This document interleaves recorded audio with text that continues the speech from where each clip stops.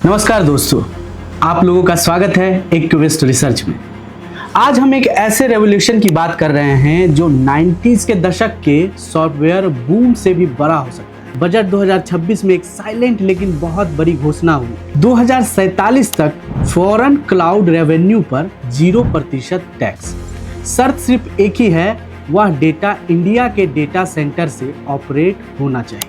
मोतीलाल ओसवाल के chairman mister Ramdev Agarwal ने इसे इंडिया का डिजिटल इंफ्रास्ट्रक्चर मूवमेंट कहा है। आज इंडिया दुनिया का 20% डाटा जनरेट करता है, लेकिन स्टोर सिर्फ 3% ही लोकली होता है। इस गैप को भरने के लिए बिग टेक कंपनियां अरबों डॉलर का कैपिटल कमिट कर चुकी है। आज के इस वीडियो में हम पूरी थीम को 5 बैकेट्स में ब्रेक करेंगे और इन स्टॉक्स का डीप एनालिसिस करेंगे जो इसका असली बेनिफिशियरी हो सकते हैं। तो चलिए शुरू करते हैं आज का ये वीडियो।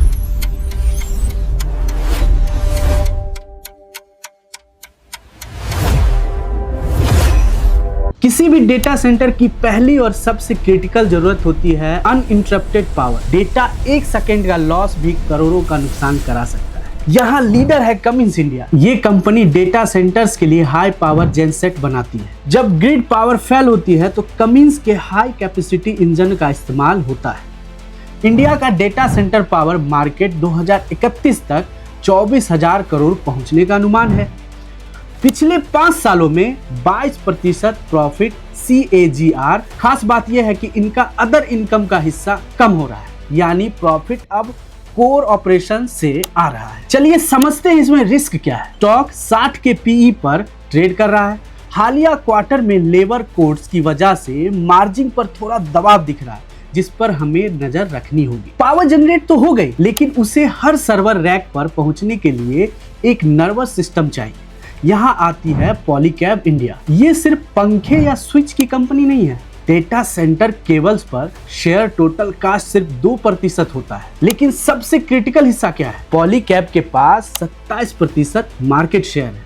अगर डेटा सेंटर कैपेसिटी 2030 तक 4.5 गीगाबाइट पहुंचती है तो सिर्फ एक सेगमेंट में पॉलीकैब को 1500 करोड़ एडिशनल रेवेन्यू मिल सकता है। कंपनी अगले 5 सालों में 8,000 करोड़ का कैपेक्स कर रही है। इसका टारगेट है कि हर 1 रुपए के इन्वेस्टमेंट पर 4 से 5 रुपए का रेवेन्यू जनरेट हो। तो चलिए अब जानते इसका रिस्क क्या है। अल्ट्राटेक जैसे बड़े प्लेयर्स भी इस स्पेस में घुस रहे हैं, जिससे कंपटीशन बढ़ सकता है। तीसरी बकेट है वो लोग जो डिजिटल किले यानी डेटा सेंटर की बिल्डिंग्स बना रहे हैं। इसमें अनंत राज लिमिटेड एक बहुत ही यूनिक प्लेयर है। ये कंपनी एक ट्रेडिशनल रियल एस्टेट डेवलपर से डिजिटल इंफ्रा प्लेयर बन रही है। इसके पास गुरुग्राम जैसे इलाकों में बहुत पुराना और लो कॉस्ट लैंड बैंक है। ये 2 तरह से पैसे कमाते हैं। पहला है जगह पे रेंट देना और दूसरा खुद के सर्वर सेटअप करना। 5 साल का प्रॉफिट CAGR 74% रहा है। इसका डेट रिडक्शन बहुत शानदार रहा है, जिससे इंटरेस्ट कवरेज 45 गुना तक पहुंच गया है। अब इसका रिस्क क्या है? अभी भी इनका 96% रेवेन्यू रियल एस्टेट से आता है। अगर रियल एस्टेट मार्केट में सुस्ती आती है तो डेटा सेंटर की ग्रोथ पर भी असर पड़ सकता है। चलिए जानते हैं बकेट 4 कूलिंग सोल्यूशन के बारे में, जिसका मेन प्लेयर है ब्लू स्टार। डेटा सेंटर के अंदर हजारों सर्वर चलते हैं जो भारी गर्मी पैदा करते हैं।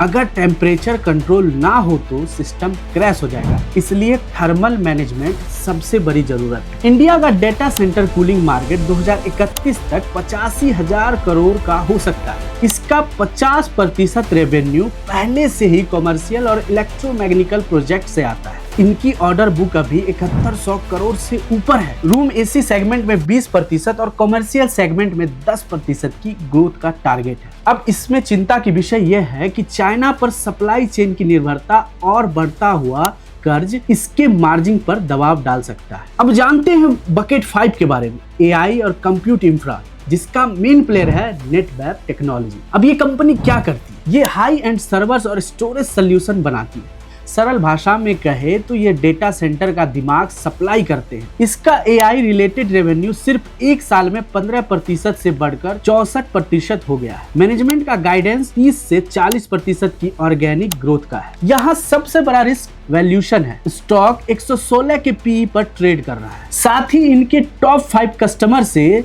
65% रेवेन्यू आता है, जो कस्टमर कंसंट्रेशन रिस्क पैदा करता है। अगर कोई एक बड़ा ऑर्डर हाथ से निकला तो स्टॉक पर भारी असर पड़ सकता है। तो दोस्तों, डाटा सेंटर की ये थीम कोई शॉर्ट टर्म प्ले नहीं है, बल्कि 2047 तक एक लॉन्ग टर्म विजन है। Cummins, Polycab, Anantraj, blue star और नेटवेब ये सभी अपनी अपनी ब्रैकेट्स के लीडर हैं, लेकिन एक इन्वेस्टर के तौर पर आपको वैल्यूएशन और एग्जीक्यूशन रिस्क पर कड़ी नजर रखनी चाहिए। उम्मीद है आपको यह एनालिसिस पसंद आया होगा, और भी विस्तार से अगर हमारे एनालिसिस को समझना है तो हमारे टेलीग्राम ग्रुप से जरूर जुड़े और इस वीडियो को ज्यादा से ज्यादा शेयर करें ताकि ये जानकारी अधिक से अधिक लोगों तक पहुंचे। मिलते हैं किसी और वीडियो में, तब तक के लिए धन्यवाद।